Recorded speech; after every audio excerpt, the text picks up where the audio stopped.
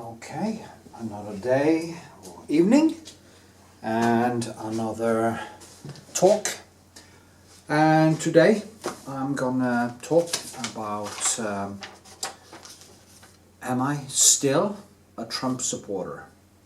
I'm not so sure. But at first I want to talk about Trump's first year, and that has been a challenge. I started being a Trump supporter back in 2016 when I saw him coming down the escalator, and I said to I waited a little bit, but first I thought it was a joke that he would actually just be there to disrupt the Republican Party's convention or process for Hillary, because they used to be friends. But then I started to listen to what he was saying, and it resonated with me. I like to stand on China, on actually back then on Russia, on North Korea, on immigration, militant Islam, Israel, and Iran. And it just resonated with me. I also took the time to read Art of the Deal and listen to old interviews and stuff, and I found that all this hysteria about him being so crazy seemed to me to be wrong. I knew he was a kind of unhinged, a little bit borderline, with a lot of narcissistic traits and stuff, but I thought that what he was thinking, what he was doing, was better than the alternative, which is Hillary. Hillary is just, in my opinion, a total psychopath, and so is Bill Clinton. And you can see that in his, when he lies his teeth out in the Epstein thing, when he says he doesn't remember anything. But that's a different video, so I want to talk about Trump today. Now, his first term were, a roller coaster, and I think it was a shame that he lost the second term. I'm not sure if it was a fair election or not, but we will never know. So I already made a video on my channel about that. It was actually removed by YouTube back then, but it's replaced now because YouTube changed their censorship rules. So when he was now going, I was really sure he would become president again, and he did, and I still supported him. But so much has happened, as I say, this first year, and it started with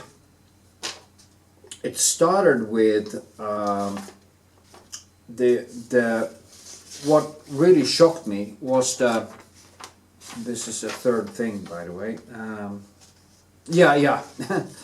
Well, I don't have to take this. Well, I can say one of the things that annoys me the most with him is this one. If I was president, the Ukrainian war would never happen.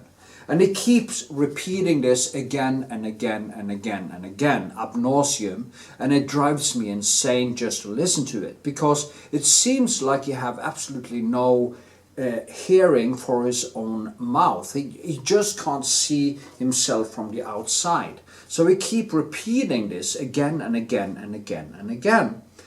And nobody is actually able to ask, so what would happen if you were president? Or what would happen differently if you were? Because nobody asked the real good questions. So this one is really driving me crazy, and it did so from the start, because it is basically narcissistic. And but the problem is that narcissist doesn't hear how they sound, so there's that. Now, what really shocked me the most was because I'm such a supporter of supporting Ukraine and the Ukraine war. And I really thought that Trump would, the first day, if he did this the first day, he just picked up the phone to Putin, told Putin, you stop the war now, you pull back to your own borders, and I'm going to help you the best I can to get Russia back into the world stage, and you not winding up in some court in The Hague. But if you don't agree to this, I will give Ukraine absolutely everything they need to push you out of their country. And I will not negotiate around this. If Trump had said this to Putin the first day, this war would have ended over a year ago. But it didn't. Instead, it started with this crap. And I was actually going to make a video about the Ukraine on the Oval Office meeting where the vice president started to yell at Zelensky and all this. And I just felt so badly because I felt I was a little bit bullied when I was a child, and I could feel the bullying on my body. I could feel how Zelensky couldn't just tell the truth and tell them to just F off. He had to sit there and take this bullshit from Trump and the vice president. And I stopped being a Trump supporter. That was a day I basically said no, no way. Or that was actually where it maybe started. And I was thinking about making a video about this, but then again, I was so overwhelmed that I just wanted to wait and see what happened. And then it just kind of kept going. And Trump started to call Putin his friend. He started to attack Zelensky and Ukraine, not for going into a bad deal. And the only explanation for this that I can see, and that is when he really started to lose me, is that Trump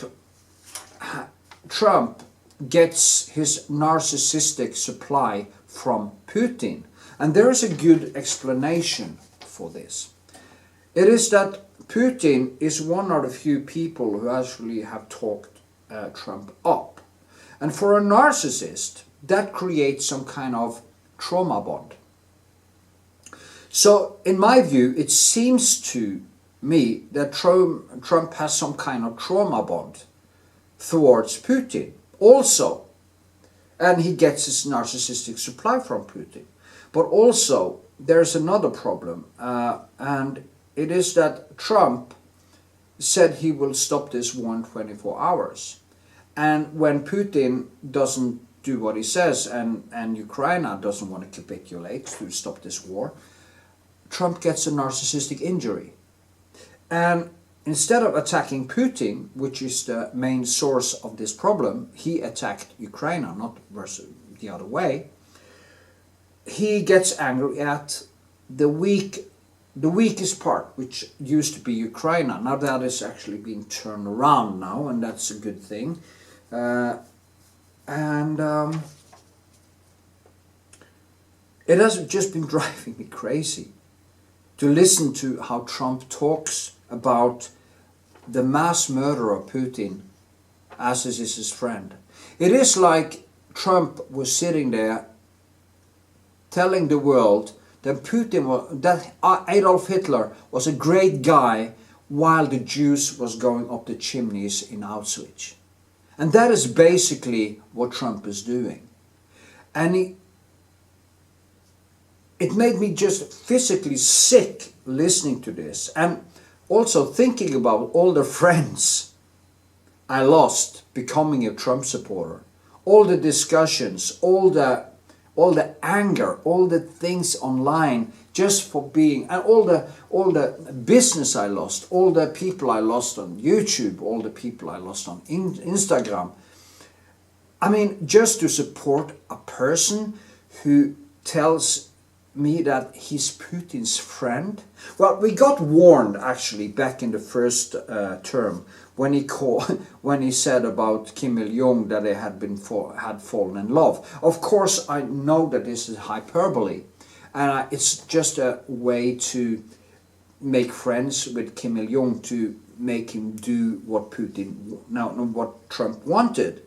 Of course, it seems like Trump doesn't understand that mass murdering psychopaths are mass murdering psychopaths. And so is Putin. Putin is a mass murdering psychopath. And that is why he doesn't stop the war. That is why the thing with Kim Il-jung didn't work, because Kim can't open his country.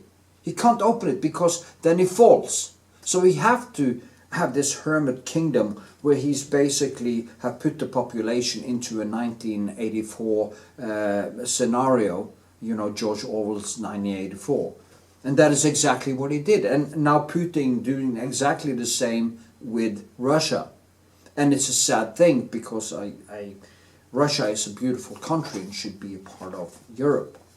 Now, that Trump also have been going back and forth with supporting Ukraine, not supporting Ukraine, has created so much chaos also for Putin because he doesn't really know what to do.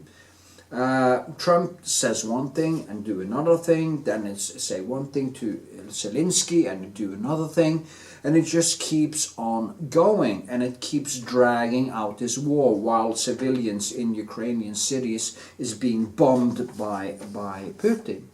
And it's horrible to watch. And you know,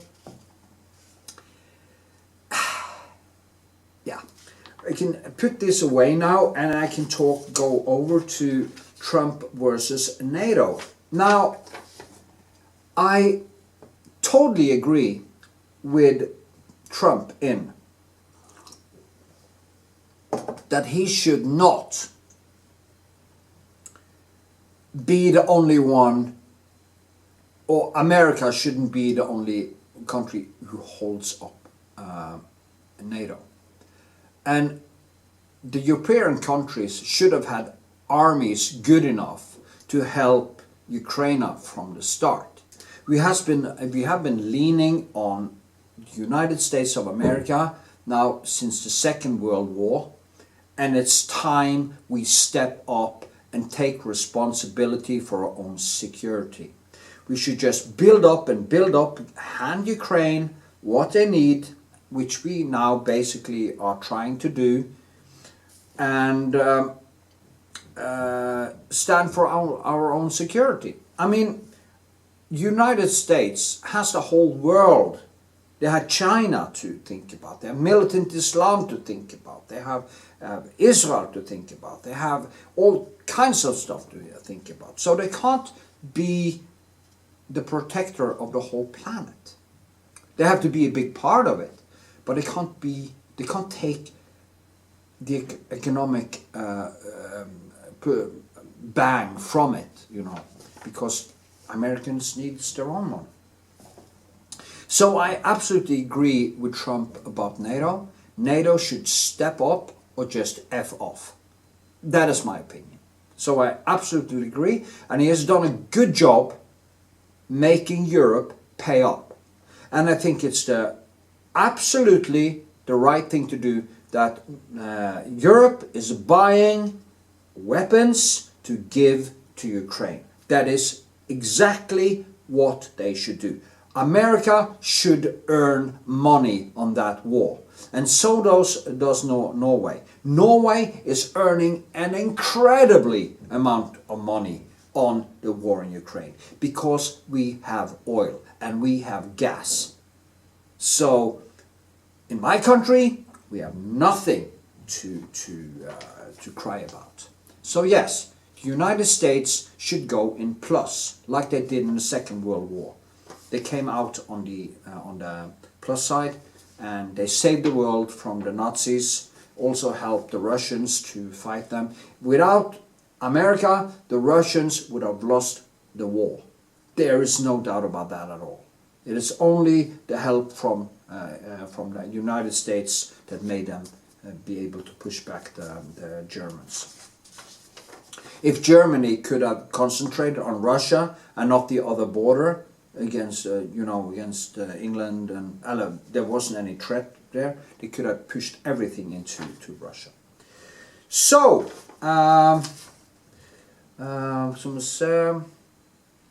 yeah. Then we go back to Venezuela. That was just brilliant. And now Trump is kind of pulling me back. He starts to pull me back in. Because now he's starting to do exactly what I hoped he would do. He starts to do regime change. He starts to remove dictators. And as my late hero Christopher Hitchens said, this is not a... You can't think nationally here. You have to think globally. So regime change in Iraq, in Venezuela, was the right thing to do. Sadly, we can't do the same with North Korea, not yet anyway, because they have the support of China and they do have nuclear weapons. So it's much harder to do it with them.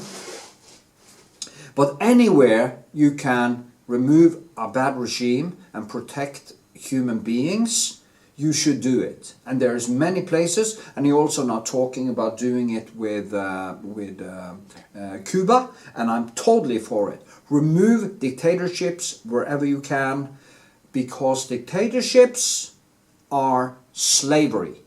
It is taking your population, oppress, kill, torture, and then for your own gain. So it is like one person can sit there hold a whole country hostage because he is protected by so-called international law. No, no. I don't want to live in that world. I want to live on a globe which is one country with one human race who takes care of each other and try to get into space before we are wiped out by a big stone like the dinosaur were. Okay? So that is what we have to do. So keep doing regime change. Okay. Then we came to the last one. Trump, Iran. And he pulled me back in. Okay, he just pulled me back in. I was so afraid that he would actually leave, and I still am, because the night is young, as they say. You don't know how this will turn out. But it seems like Trump went all the way in because he killed off the leaders and keep doing that. So there's no one to negotiate with. They are dismantling the whole military system in Iran. And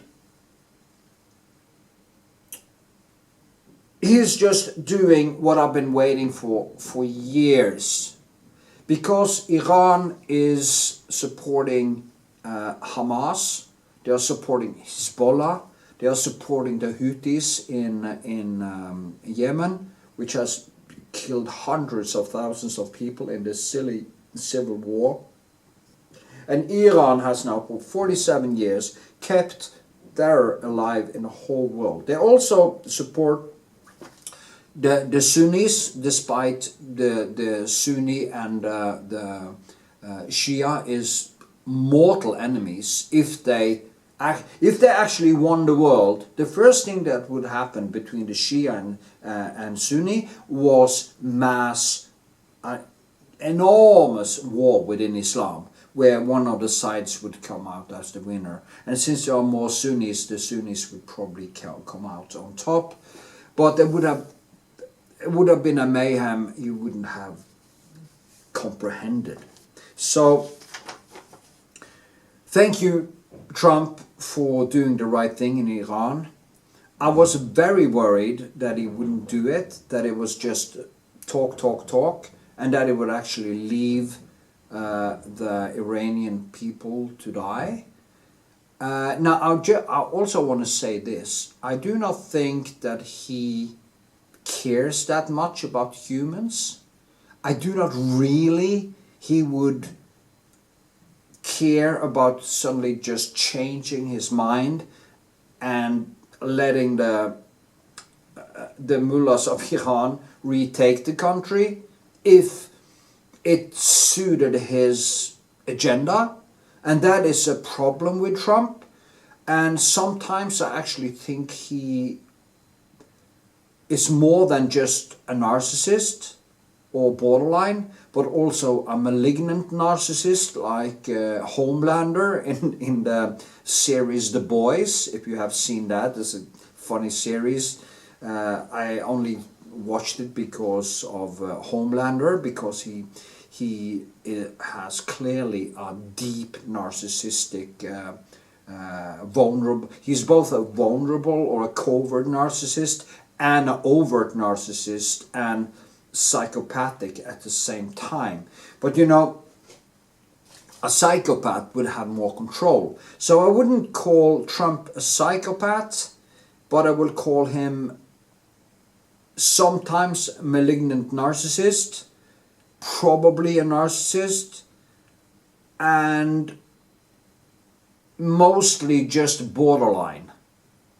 But he has also good sides, and he doesn't have this restraint of having too much consciousness over what he's doing. So in many ways it is a good thing when he can use his lack of emotions to do the right thing, and it's a bad thing when he does the bad thing, like not supporting Ukraine enough. So it's a mixed bag. But after what happened now, or is happening right now in Iran, he pulled me back in, at least half the way. So if he now, and there's also, you know, now Russia is losing the support of Iran. China is losing the support of Iran. So in many ways, Trump is doing the right thing, despite calling calling Putin his friend. He is doing the right thing anyway. So he's calling him his friend, but then he stopped the oil ships. And he's calling him his friend, and then he attacks Iran, which is Putin's friend. So it just creates so much confusion that it actually works. And China, they don't know what the hell to do, because they see clearly that their weapons, they wouldn't stand a chance against the American weaponry. They wouldn't stand a chance. So there's so much good happening right now that I say, yes, Trump. Many other things I could say about Trump. I also read his books, as I said, so I know that a lot of his thinking is basically like Zen Tzu in The Art of War.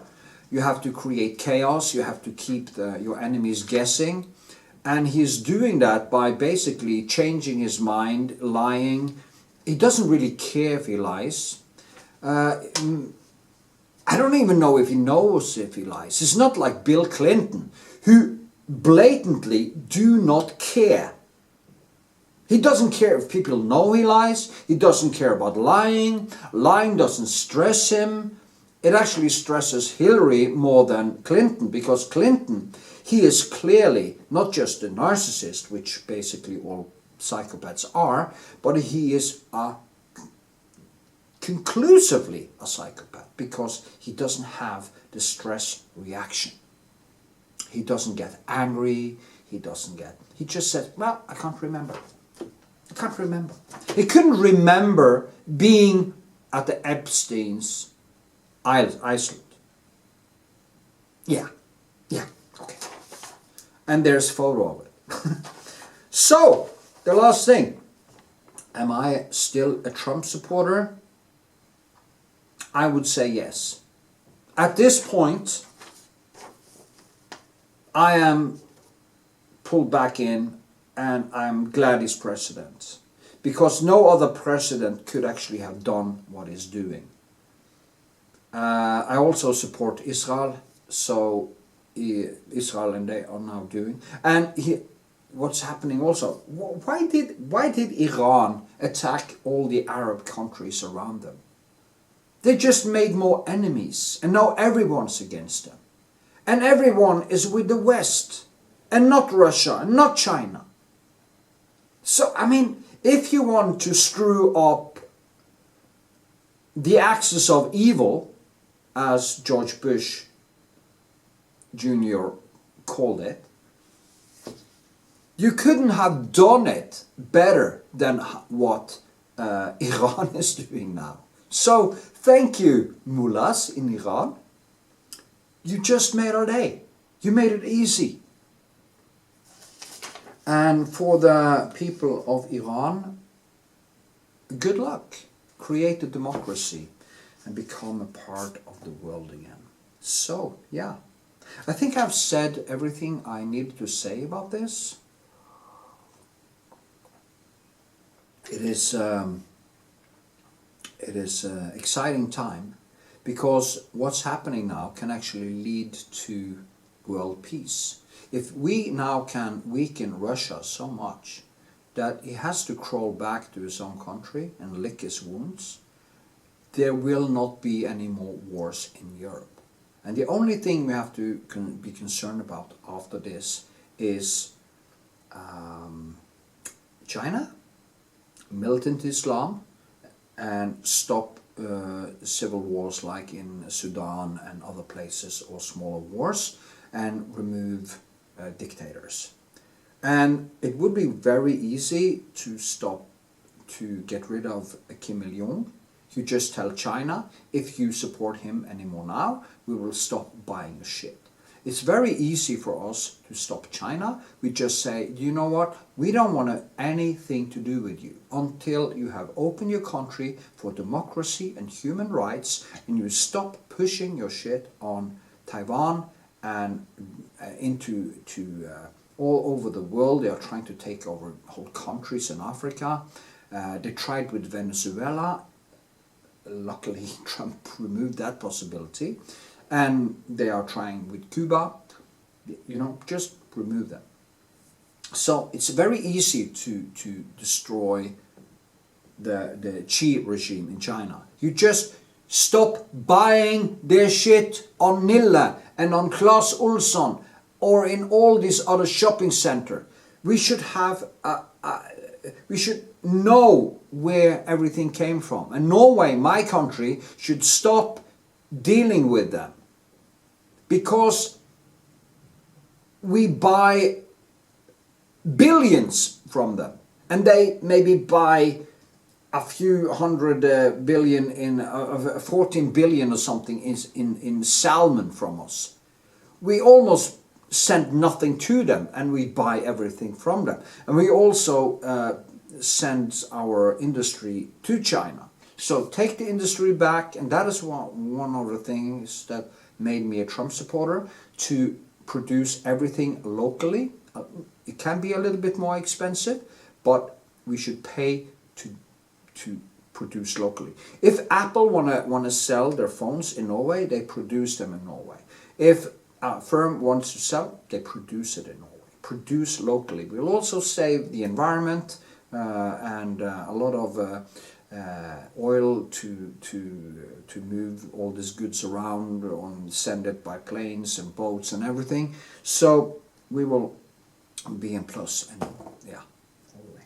So yeah, thank you for listening all the way out. I hope this makes a little bit sense. I just take these conversations or talks yeah, like, I don't plan them so good, because I think it's just better to sit there and talk about it, because that is how I like to do it. So yeah.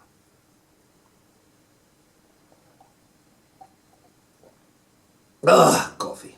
It's the best thing in the world. If it wasn't for coffee, probably would be on amphetamines. Okay, so I hope this made sense, and I hope that it will solve the problems in Iran. And yeah, for more, check out my